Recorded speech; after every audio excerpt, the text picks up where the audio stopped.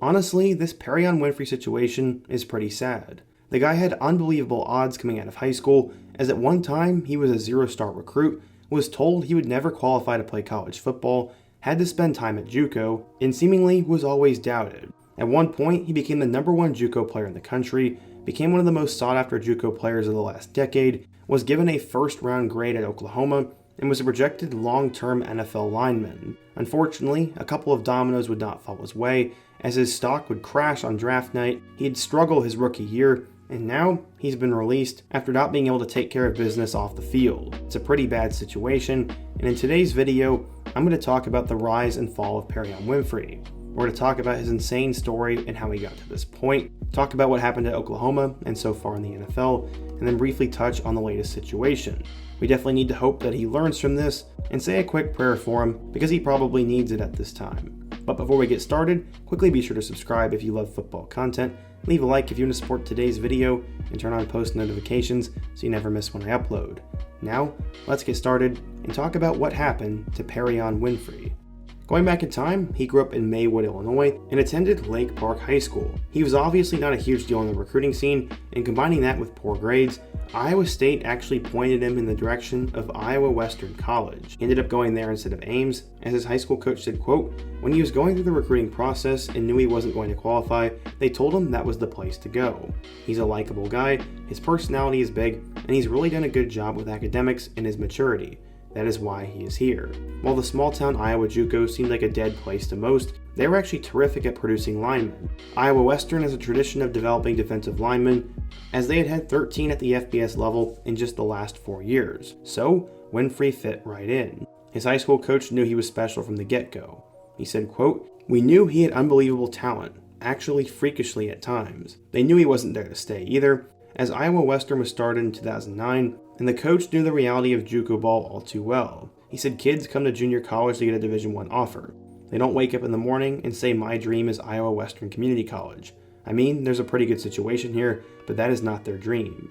He was held out for the first half of the season due to missing an off-season team activity, but Winfrey served as the team's hype man while sidelined, and then he would erupt the second half of the year to set the tone for the rest of his career.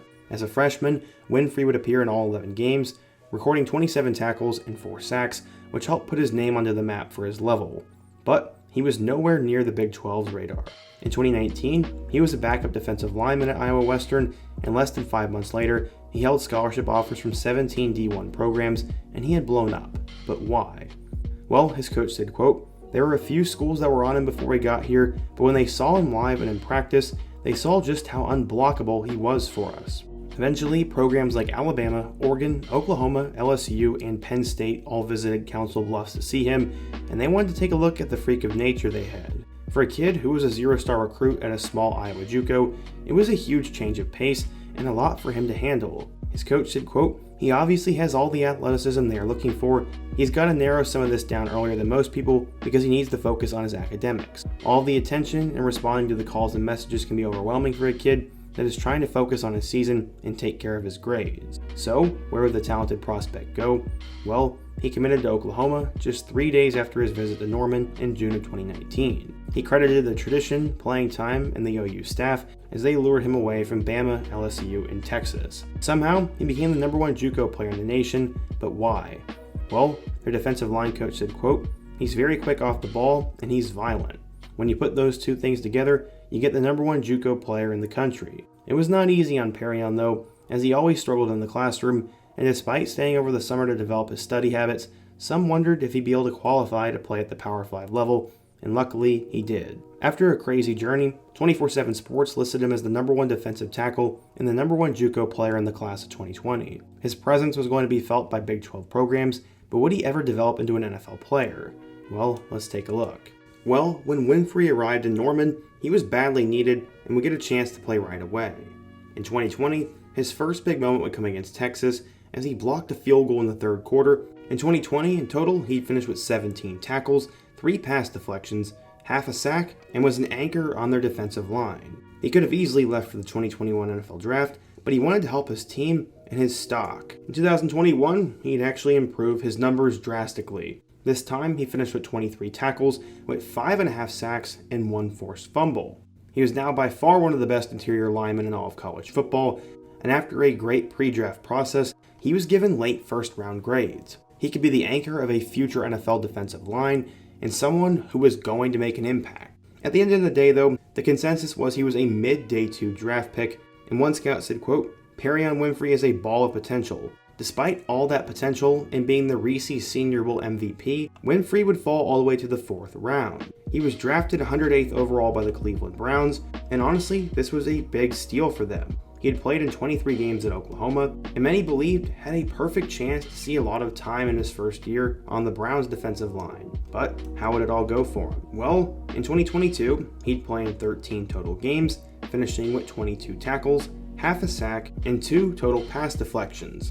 On paper, those aren't horrible numbers, and for a rookie, that was alright. But this is where his off-the-field stuff would start. He'd miss a game because of disciplinary reasons, but things would really ramp up in 2023, unfortunately. Myles Garrett was quoted saying that he needed to learn how to be a pro, and this spring, he was not acting like one. He was given a misdemeanor assault charge, as he was accused of causing bodily injury to a woman, but that ended up getting dropped. Also, one night at 3 a.m., he was with cornerback Greg Newsome, and apparently both him and Winfrey were robbed at gunpoint. This may have been a case at the wrong place at the wrong time, and luckily it didn't turn tragic there. Sadly, what came out a couple days ago is not good.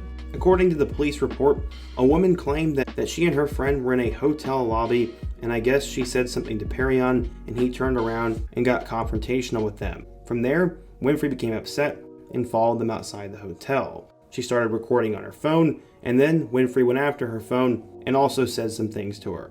It was also reported that he hit her on the side of her neck, and then he apparently exposed a firearm. Winfrey then left with the phones, and the women would call the police from there. He then apparently refused to return to the scene, and there's apparently evidence to back every single one of these points up, and in this case, it was not good. Head coach Kevin Stefanski was very disappointed, and a couple days ago, the Browns officially released Perrion Winfrey. Now, he's got a couple things to figure out. 1, he's obviously going to have a legal issue at hand. 2, his football career is in a tough spot.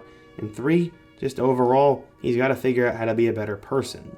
Obviously, none of us are perfect, but as someone with such a great story, there were probably plenty of players that looked up to him. I'm not saying his reputation is completely tarnished, but he's going to have to work really hard to change his image, and it definitely sucks to see all this happening. You don't want to see anybody get hurt, you don't want to see any of this stuff happen, and you don't want to see a player throw away a very promising career. Only time will tell what will happen with Perrion, but right now, all you can really do is hope for the best, send some prayers Perrion's way, and just hope that future players and people learn from his mistakes. But as I said, we'll have to wait and see what happens. But I want to know your guys' thoughts. What is your take on the situation down below? What do you think should happen? And who's a player I should cover next? Be sure to let me know. Leave a like if you want to support today's video, subscribe if you're new, and check out all my other videos on the end screen. I hope to see you guys again soon, but until next time, peace.